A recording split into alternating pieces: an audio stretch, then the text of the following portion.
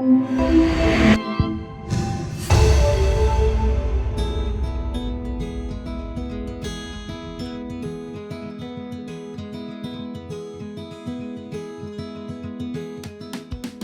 con ese diagnóstico porque estamos frente a una situación en donde dentro del eslabón de la cadena productiva se trata de los trabajadores que se encuentran en peores condiciones de trabajo, que responden a una lógica que tuvo una primera ola en el proceso de desregulación de los años 90, que la OIT calificó como desregulación salvaje, y que en una segunda ola amplió su radio de acción ya no solo para los trabajadores directos, sino que abrió la posibilidad para que la subcontratación ingrese.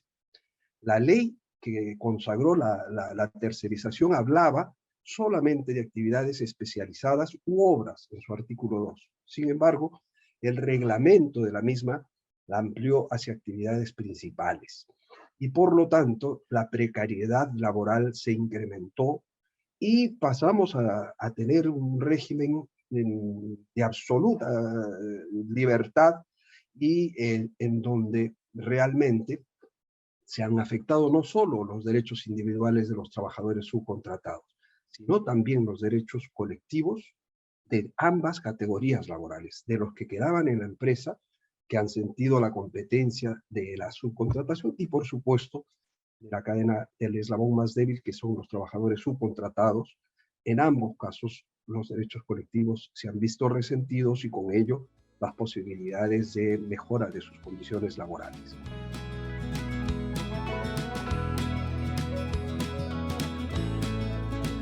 Sin lugar a dudas, no. El concepto de núcleo del negocio está referido a aquella actividad medular que esté establecida en el objeto social de la empresa. Si yo soy una empresa que hace bebidas gaseosas, pues el hacer bebidas gaseosas, la parte definitiva, es el núcleo central. Yo puedo subcontratar las actividades especializadas, puedo subcontratar las etiquetas, la elaboración de las botellas, pero la producción del producto final, esa tiene que estar dentro de la empresa principal. Pero el tema es complejo, porque, por ejemplo, yo puedo ser una empresa que necesita subcontratar servicios de limpieza. El servicio de limpieza claramente no es actividad principal, es una actividad complementaria. Pero para mí es una actividad complementaria. Si hablamos de la empresa de limpieza, para ella es actividad principal. Si no, la propia empresa de limpieza podría subcontratar a su vez con otra para que brinde el servicio que señala su objeto social. Y eso no es admisible. No podemos hablar de empresas sin trabajadores. Se habla mucho de categorías como empresa virtual que descomponen la esencia de lo que viene a ser un empleador. La empresa, las sociedades, las asociaciones, incluso hasta nosotros mismos en nuestra casa, tenemos una calificación única y que nos reconoce a todos. Somos empleadores. Por lo tanto, no cabe la posibilidad de una empresa que no tenga, por lo menos a los que desarrollan el objeto central de la empresa, como dependientes de esta misma.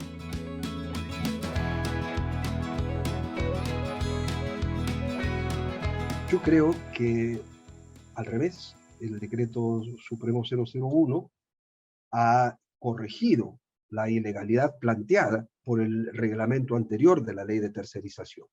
La ley solo permitía que ésta se realice en actividades especializadas o en obras específicas. Y el decreto supremo que la reglamentó dijo todas las actividades principales. Allí hay claramente un exceso de la norma inferior que debería desarrollar la ley sin excederla ni desnaturalizarla, y lo que podemos apreciar ahora es que se están volviendo a poner las cosas en su lugar y se está estableciendo que la tercerización, de acuerdo con la ley, debe responder a los criterios de especialidad o de obra.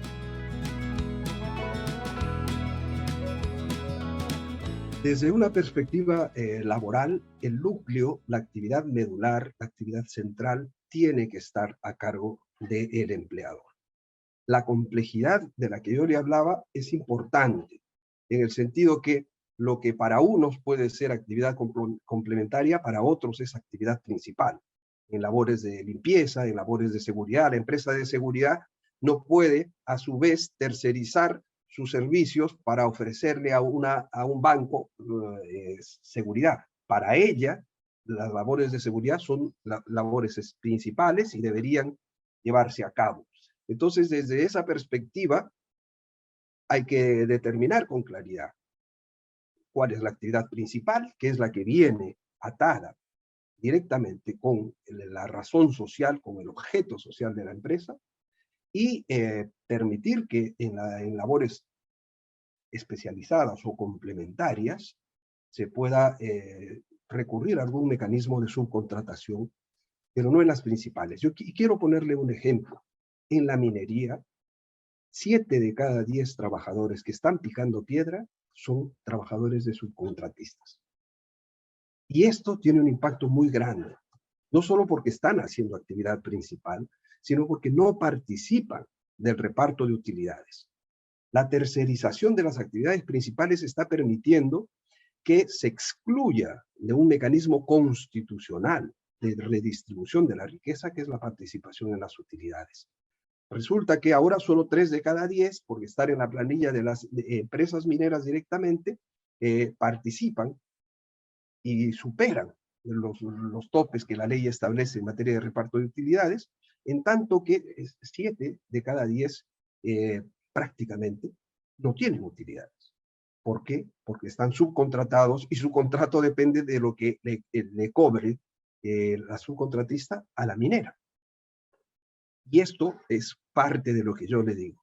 En la afectación de los derechos colectivos, cuando usted ve que negocia una subcontratista con su sindicato, permanentemente está llamando a la empresa minera para ver hasta cuánto autoriza el incremento, porque finalmente ese incremento va a salir del bolsillo de la empresa minera. Entonces, hay que romper con estas escenificaciones y hay que entrar a reconocer que la actividad medular debe estar en manos de la empresa. Por eso es empresa, por eso es empleadora. Y evidentemente, en labores complementarias o muy especializadas se puede recurrir a mano de obra indirectamente contratada.